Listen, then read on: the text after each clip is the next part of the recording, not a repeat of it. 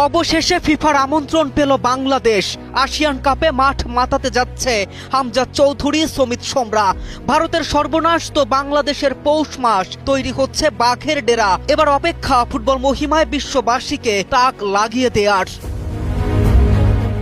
ফিফার আমন্ত্রণ গ্রহণ করে শুধুমাত্র টুর্নামেন্টে অংশ নিলেই প্রতিটি দল পাবে বাংলাদেশি মুদ্রায় প্রায় 1.5 কোটি টাকা। আর ভালো ফলাফল করতে পারলে সেটার পরিমাণ আরো বাড়বে। এ যেন নতুন সম্ভাবনার এক দ্বার প্রান্তে লাল সবুজ। বিশ্বকাপ খেলার স্বপ্ন পূরণের প্রথম ধাপ হতে পারে এই টুর্নামেন্টে অংশ নেয়া। শেষ মুহূর্তে খুলে গেল বাংলাদেশের জন্য আন্তর্জাতিক ফুটবলের নতুন এক দরজা। ইন্দোনেশিয়ায় অনুষ্ঠিতব্য আসিয়ান কাপে খেলার সুযোগ পাচ্ছে লাল সবুজের দল। ভারত টুর্নামেন্ট থেকে সরে দাঁড়ানোয় বিকল্প হিসেবে বাংলাদেশকে আমন্ত্রণ জানানো হয়েছে।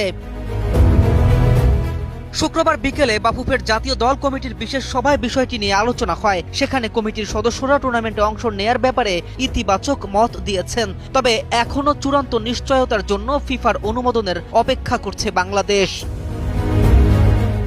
মজার বিষয় হলো, শুরুতে এই প্রতিযোগিতায় বাংলাদেশের জায়গা ছিল না, ভারতকে আগেই রাখা হয়েছিল।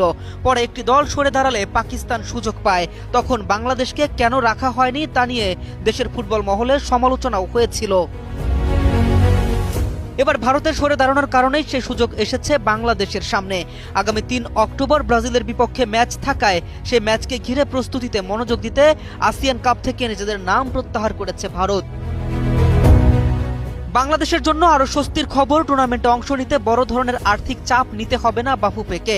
আয়োজকদের পক্ষ থেকে দলগুলোর যাতায়াত ও আবাসনের খরচ বহন করা হবে। ভারত না থাকলে এ গ্রুপে বাংলাদেশের সম্ভাব্য প্রতিপক্ষ হতে পারে স্বাগতিক ইন্দোনেশিয়া, মালয়েশিয়া ও সিঙ্গাপুর।